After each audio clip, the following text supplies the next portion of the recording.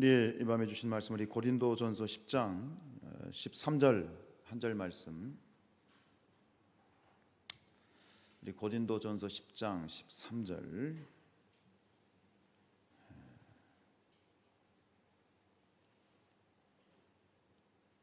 우리 같이 들어 읽겠습니다. 사람이 감당할 시험 밖에는 너희가 당한 것이 없나니 오직 하나님은 미쁘사 너희가 감당하지 못할 시험 당함을 허락하지 아니하시고 시험 당할 즈음에 또한 피할 길을 내사 너희로 능히 감당하게 하시느니라. 아멘. 3일 동안도 평안하셨나요? 이렇게 이 저녁에 함께 예배하는 모든 분들에게 더 큰 은혜가 함께 하시길 축복합니다. 오늘 이제 특별히 고린도전서를 계속 강의를 하면서 이 한 구절 말씀을 오늘은 붙들기를 원하는데, 전체적인 맥락 속에서 이것이 8장, 9장, 10장이 얘기하는 것이 이제 우상제물 치식에 대한 그런 바울의 답변인 것을 우리가 계속 말씀을 드렸죠. 근데 모든 상황, 어떤 그 배경적인 부분을 떠나서 이 말씀을 여러분들이 읽으실 때 굉장히 우리에게는 익숙한 말씀이고 또 굉장히 좋아하는 그런 말씀이지요. 이 말씀 속에서 오늘 함께 은혜를 나누기를 원합니다. 불청객이란 말이 있습니다. 불청객, 한자로 풀어서 직역을 하면 초청을 하지 않았는데 찾아온 손님이죠. 원하지 않은 그런 손님을 불청객이라고 하는데, 우리가 살아가다 보면 이 불청객과 같은 그런 사건이나 상황을 만날 때가 있습니다. 내가 원하지 않는 전혀 뜻밖의 상황들, 좋지 않은 상황들 있지요. 그것을 성경에서는 우리 신앙적인 용어로 시험이라고 이렇게 표현을 하고 있습니다. 시험. 근데 이 시험, 우리가 표현으로는 시험이지만 이걸 엄밀히 나누면 시험은 두 가지의 종류가 있지요. 하나는 유혹이라고 말할 수 있고 또 하나는 시련 혹은 테스트라고 말할 수 있습니다. 이 유혹이라고 하는 시험은 어떤 종류입니까? 사단이가 하는 시험이죠. 사탄이 하나님의 백성들을 죄에 빠뜨리기 위해서 시도하는 시험을 유혹이라고 하죠. 에덴 동산의 태초에 사탄이 하와를 시험했던 그 시험처럼. 그래서 이 성경에 보면 예수님께서 가르쳐 주신 기도, 주기도문에도 보면 이 시험에 대해서, 이 시험을 놓고 집중적으로 기도해야 된다라고 주님이 가르쳐 주셨습니다. 우리 마태복음 6장 13절 말씀 상반절 시작. 우리를 시험에 들게 하지 마시옵고 다만 악에서 구하옵소서. 여기서 말하는 이 시험, 즉 사탄의 유혹을 말하는 것이죠. 그런데 이 시험이라고 하는 것이 유혹이라고 하는, 사탄의 유혹이라는 측면도 있지만 또 반대 다른 측면이 있는데, 이게 뭐냐면 하나님의 시험이 있어요. 사단이 하는 시험이 있고 하나님이 주시는 시험이 있어요. 이 시험을 뭐라고 얘기합니까? 성경에서는 시련 혹은 테스트라고 하는 거죠. 이 시련은 하나님께서 자기 백성들을 연단하고 훈련하시기 위해서 허락하시는 그런 종류의 시련을 시험이라고 합니다. 우리 야고보서 1장 12절 말씀 시작. 시험을 참는 자는 복이 있나니 이는 시련을 견디어낸 자가 주께서 자기를 사랑하는 자들에게 약속하신 생명의 면류관을 얻기 때문이라. 마침내 이 시련 테스트를 통과를 하게 되면 하나님이 준비하신 생명의 면류관, 보상, 상급, 상이 있다는 것이죠. 그 상을 얻기 위해서 우리가 통과해야 되고, 이런 것은 피해서 되는 것이 아니라 정면으로 싸워서 이기고 승리해서 내가 얻어놔야 되는 그런 하나님이 허락하시는 그런 종류의 시험이 있지요. 우리가 이 하나님이 주시는 이러한 종류의 시험을 통과하게 될 때 우리의 영이, 우리의 삶이 더욱더 성장하고 또 성숙하고 또 많은 열매를 맺게 되어지는 것입니다. 오늘 말씀을 정리하고 잠깐 집에 있는데 요즘 TV에 자주 나오는 육아 전문 박사님이 계시죠? 여자분, 오은영 박사라고 그러죠. 더 많이 나와가지고 이제 다 아실 텐데, 그분이 한 이야기가 이렇게 짧은 짤로 나와 있더라고요. 그분이 말한 이 제목이 뭐냐면 이 육아의 궁극적인 목적이 뭐냐? 우리 자녀들을 육아를 하고 자녀들을 이렇게 케어를 하는 데 있어서 육아의 궁극적인 목적이 뭐냐? 라는 질문을 던지면서 그 답을 이렇게 제시했습니다. 육아의 궁극적인 목적은 독립시키는 것이다. 독립이라는 거죠. 즉 아이들을 잘 육아를 했다는 건 뭐예요? 아이들이 독립할 수 있도록 힘을 길러주는 것이 그것이 부모의 역할이다. 동의하십니까?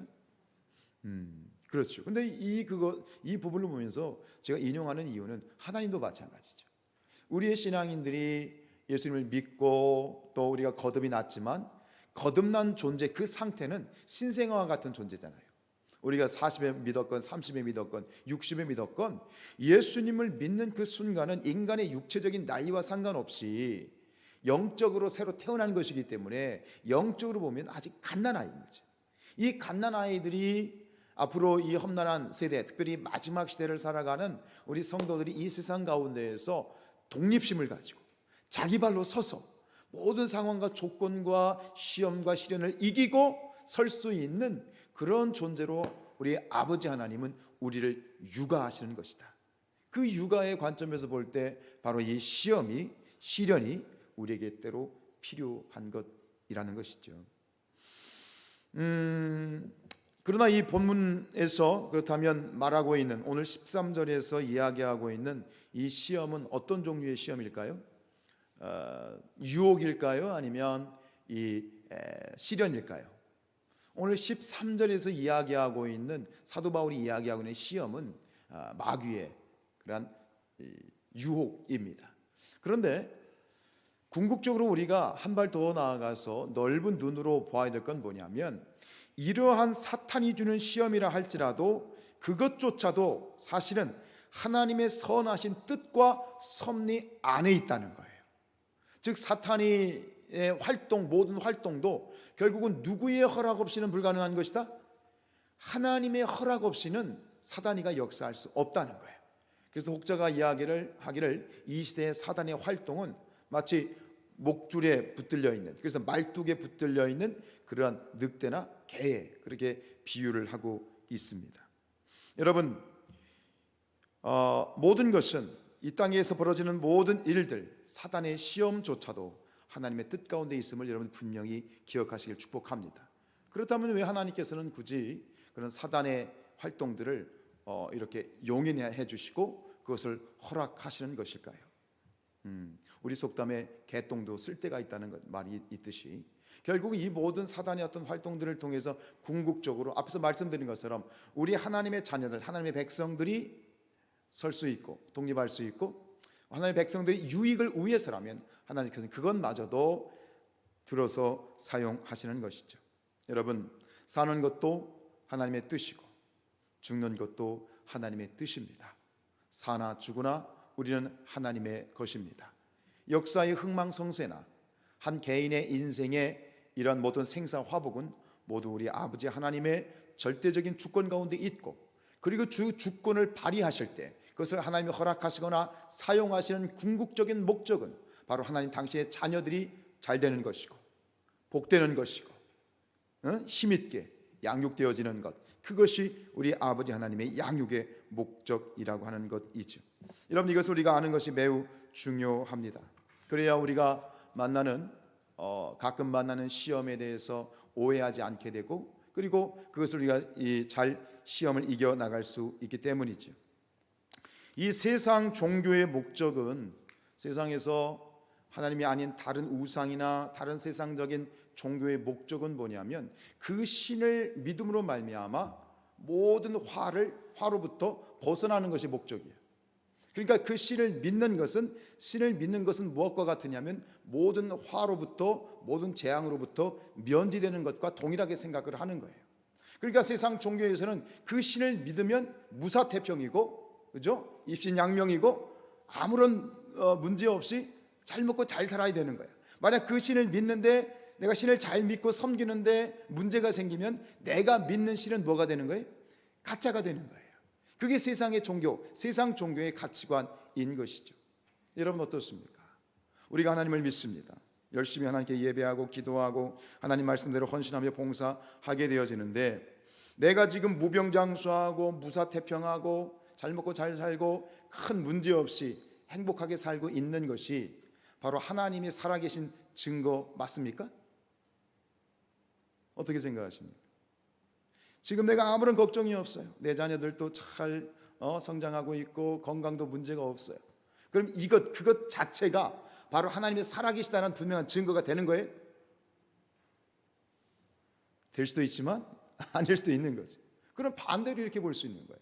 그럼 내가 굉장히 지금 아파, 병에 걸렸어, 자녀가 지금 큰 어떤 사고를 치고 다니고 문제가 많아. 그럼 하나님이 살아계시지 않는다는 증거밖에 안 된다는 얘기예요. 무슨 얘기입니까?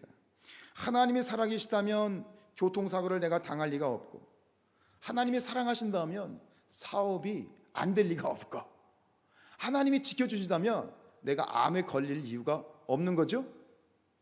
맞습니까? 틀립니까? 이런 식의 사고가 바로 전형적인 기복주의적인 신앙이고, 이것이 바로 세상 종교의 가치관인 것이다. 이런 식의 오해가 우리 안에 있지 말아야 되겠습니다. 여러분, 믿지 않는 사람들은 뭐 당연한 거예요. 얼마 전에 제 사촌 누님이 이제 서산에 계신데 교통사고를 당했어. 그래가지고 막 뒤에서 차가 어떻게 박아가지고 막 허리가 거의 꺾어질 정도로 이런 어떤 사고를 당했는데, 근데 병원에 입원해가지고 이게 치료를 받는데, 그런 사고로 보면 아주 큰 사고인데 회복이나 더 빠르고 잘 치료가 되는 거예요. 그래서 하나님께 하나님이 지켜주셨습니다라고 고백을 하는데, 그런데 이 믿지 않는 매형이 뭐라고 얘기하느냐, 이렇게 얘기하는 거죠.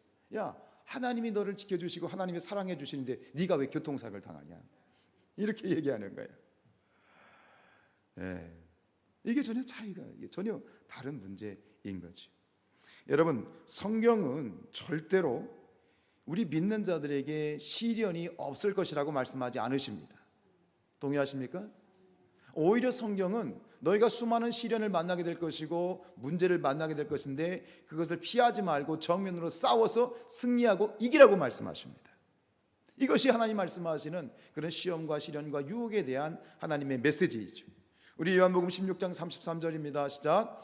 세상에서는 너희가 환난을 당하나 담대하라, 내가 세상을 이겼노라.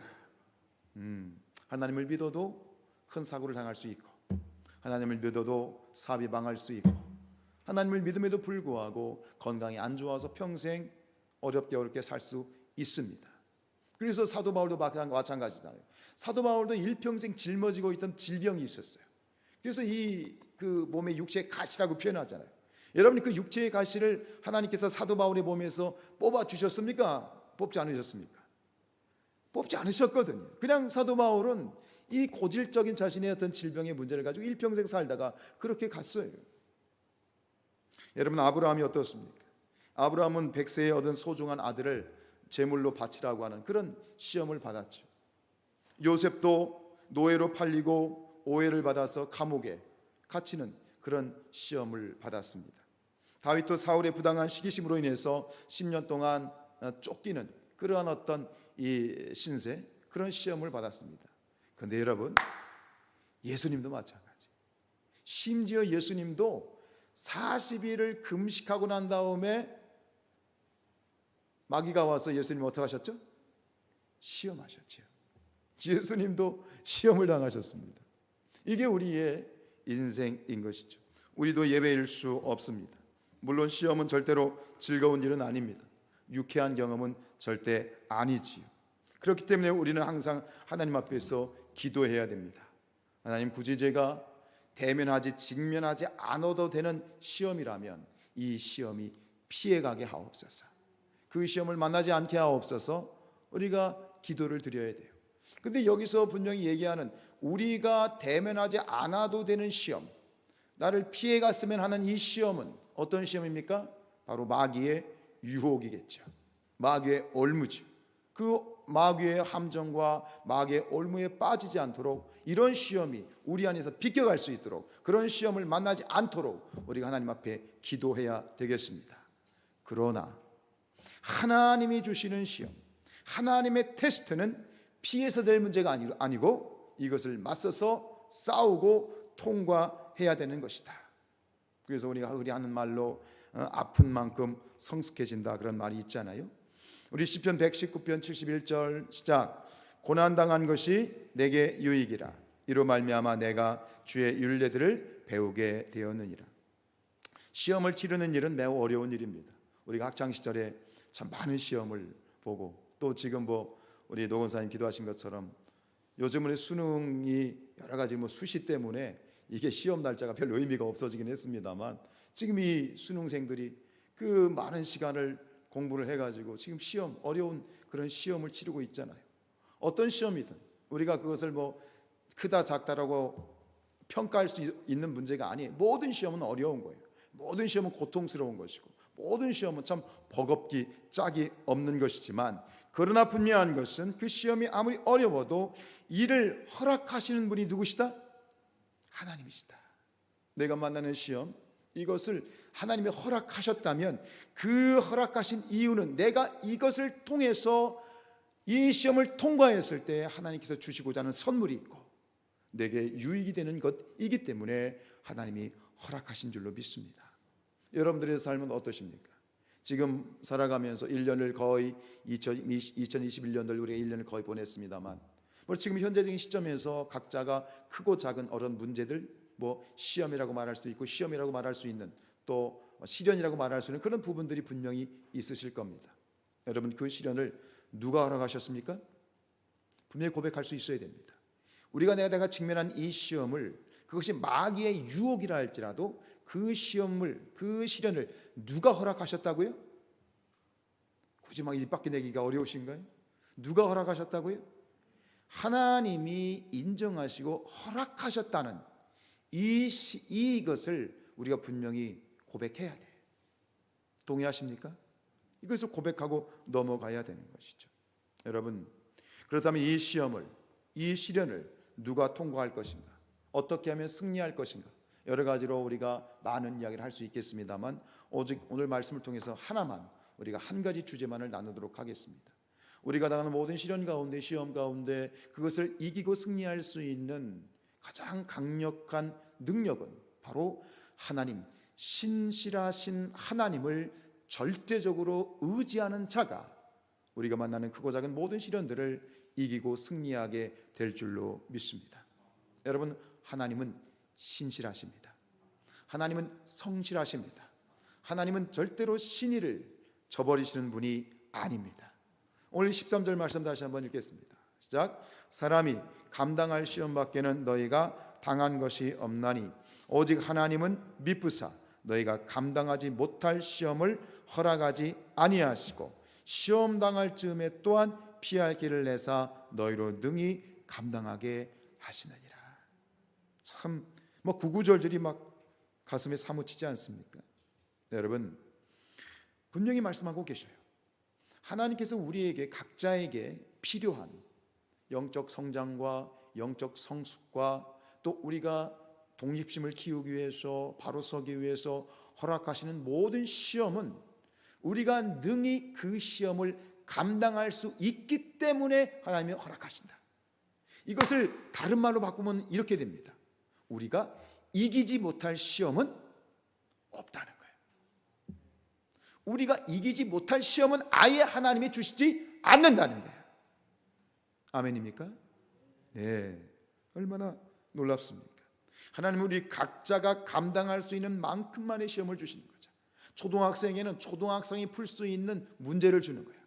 중학생에는 중학생이 풀 수 있는 만큼의 수준의 문제를 주고 고등학생은 고등학생이 풀 수 있는 미분적분을 주는 거예요. 그만큼의 선생님이 수준에 맞게끔 시험 문제를 내는 것처럼 하나님께서도 각자의 수준에 맞게끔 문제를 내시고 시험을 내시고 그것을 통과하여서 다음 단계로 업그레이드 되고 성장하고 성숙할 수 있는 그런 아름다운 과정을 바로 우리에게 허락하시는 것이다. 여러분 욥이라고 하는 사람 고난하면 욥이죠. 우리가 이 욥의 고난을 보면 참 상상 초월의 어마어마한 시험을 당했습니다. 하루아침에 이 모든 재산을 다 빼앗겨버리고 또 10명이나 되는 자녀들이 하루아침에 다 죽어버리고 그리고 자기 몸에는 욕창인가요 생겨가지고 온몸이 만신창이가 되어지고, 자기 아내는 하나님 저주하고 죽으라고 그렇게 저주하고 떠나버리고, 또 친한 친구라는 녀석들은 와서 위로한답시고 와가지고는 너 이렇게 된 건 네가 무슨 죄가 있으니까 이런 거지, 그러면서 오히려 위로한다고 온 녀석들이 오히려 비난하고 죄인이라고 정죄하고 있는 그런 어떤 상황 가운데에서 이런 어떤 엄청난 시련을 당했는데, 이 모습을 보면서 하나님께서 뭐라고 말씀하시냐면, 하나님께서는 욥은 그 시험을 감당하였다라고 말씀하시는 거예요. 우리 욥기서 2장 3절 말씀입니다. 시작. 여호와께서 사단에게 이르시되 네가 내 종 욥을 주의하여 보았느냐. 그와 같이 온전하고 정직하여 하나님을 경외하며 악에서 떠난 자가 세상에 없느니라. 네가 나를 충동하여 까닭없이 그를 치게 하였어도 그가 여전히 자기의 온전함을 굳게 지켰느니라.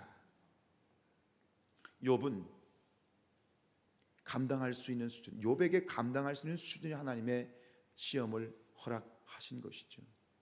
여러분, 우리가 이기지 못할 시험은 없습니다.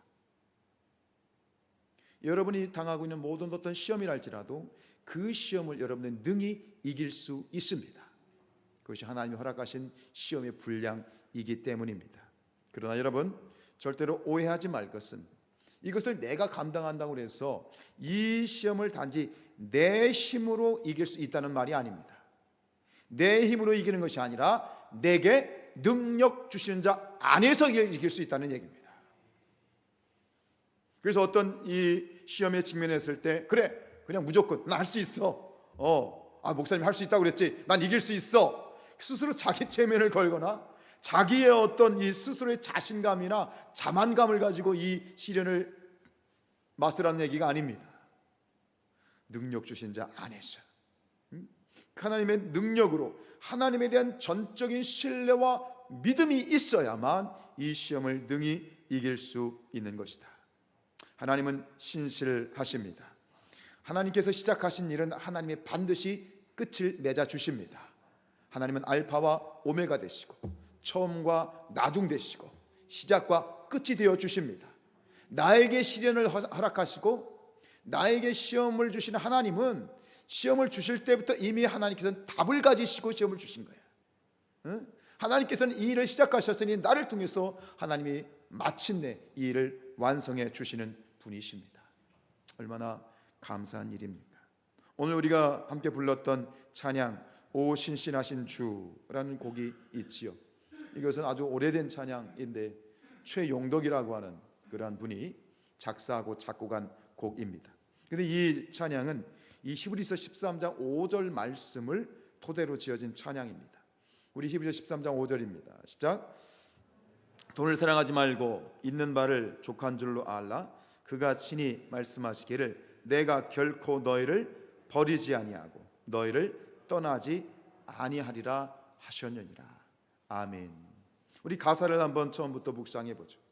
하나님 한 번도 나를 실망시킨 적 없으시고 언제나 공평과 은혜로 나를 지키셨네.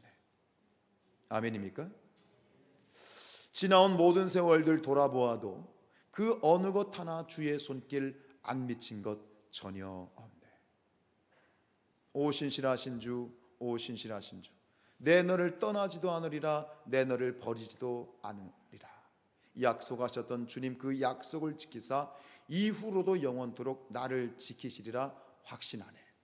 저는 이 찬양을 다시 묵상하면서 제 눈에 가슴에 탁 들어온 부분은 마지막 구절입니다.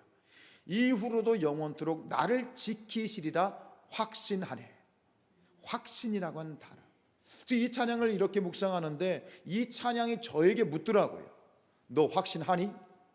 너 믿니? 신실하신 하나님을 네가 확신하니? 라고 하는 그런 질문을 오히려 이 찬양이 저에게 던지는 것을 느꼈습니다. 여러분, 이후로도 영원토록 여러분을 하나님이 지키실 것을, 그런 신실하신 하나님인 것을 여러분들이 믿으십니까? 신뢰하십니까? 그 신뢰를, 그 믿음을 끝까지 붙드시길 바랍니다.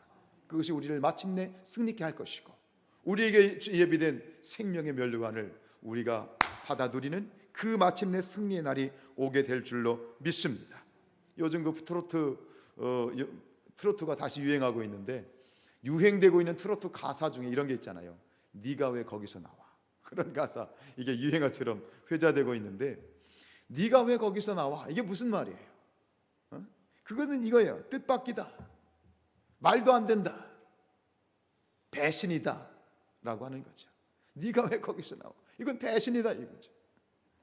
여러분, 사람은 크고 작은 기대감을 가지고 살아갑니다.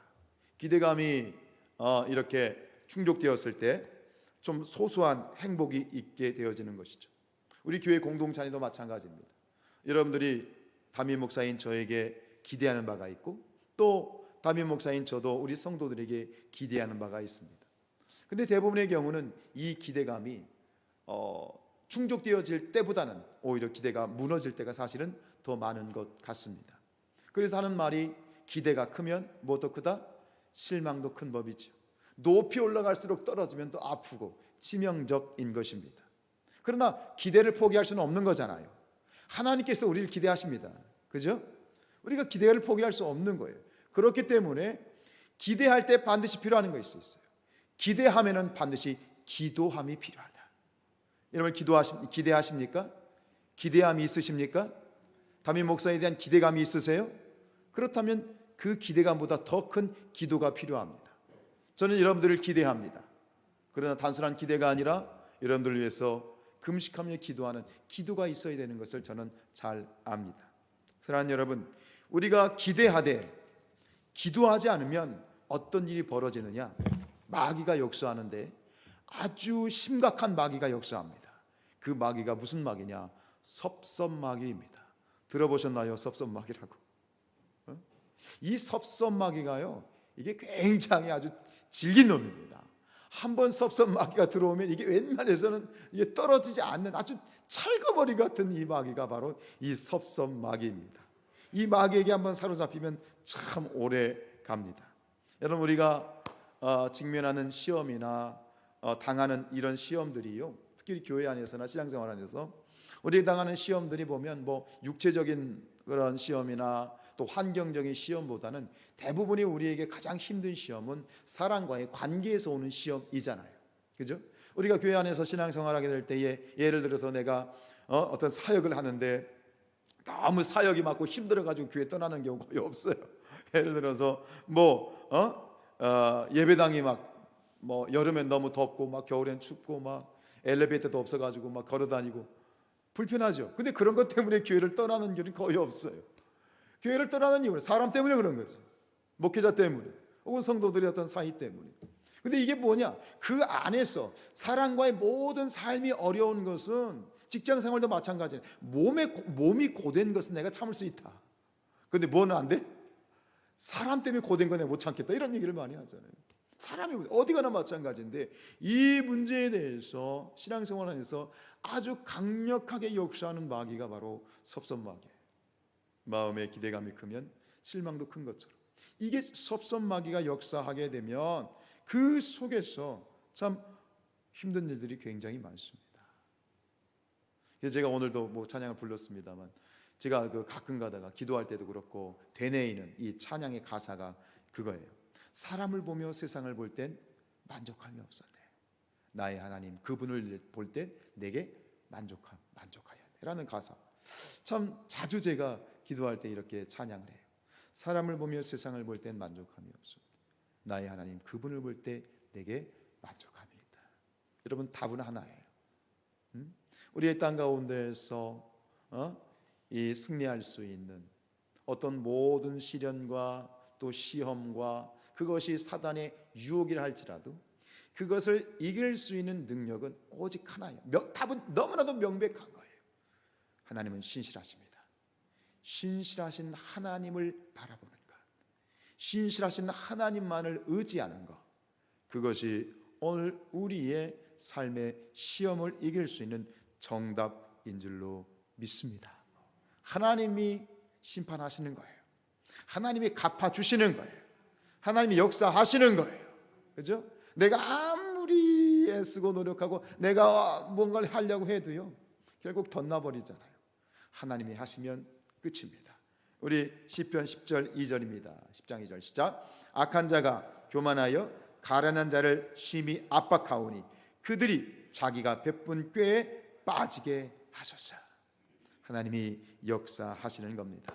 우리가 잘 아는 사건이 있잖아요. 이스라엘 백성들이 이제 이스라엘 민족을 아하수에로 왕 때 이 이스라엘 민족을 말살시키려고 했던 아주 나쁜 사람이 있었어요. 하만이라고 하는 사람이 있었잖아요. 그래서 하만이 계획을 세워가지고 이스라엘 민족을 완전히 말살시키려고 했어요. 그리고 그 처음에 적개심을 품었던 모르드게라고 하는 사람을 갖다가 장대에 달아가지고 죽이려고 높은 장대까지 준비해놨어요. 근데 결국 그 하만이가 준비해놓은 그 장대 위에 누가 매달려 죽었어요? 자기가 매달려 죽잖아요. 자기 꾀에 자기가 넘어가잖아요. 사람이 그렇게 할 수 있나요? 아니죠. 하나님이 하시는 것이죠. 여러분, 하나님은 신실하십니다. 신실하신 하나님은 누구십니까? 우리의 아버지이십니다. 아버지 하나님께서 당신의 자녀들을 건드리는 자들은 용납하지 않으십니다. 하나님이 처리하십니다. 하나님의 약속에는 후회도 없으시고 하나님의 신실하심에는 거짓도 없으십니다. 여러분 분명히 기억하십시오. 우리가 이기지 못할 시험은 있다 없다? 우리가 이기지 못할 시험이 있습니까 없습니까? 없습니다. 내게 능력 주시는 자 안에서 우리는 모든 시험을 이길 수 있고 근본적으로 하나님은 감당하지 못함을 시험은 주시지 않습니다. 왜요? 하나님은 신실하시니까요. 그러나 여러분 우리가 다시 한번 이 신실하심을 하신 찬양을 하나님을 찬양하면서 오늘도 내일도 영원히 우리의 하나님 신실하신 하나님만을 바라보며 나아갈 수 있는 저와 여러분들이 되시기를 주님의 이름으로 축원드립니다. 찬양하겠습니다.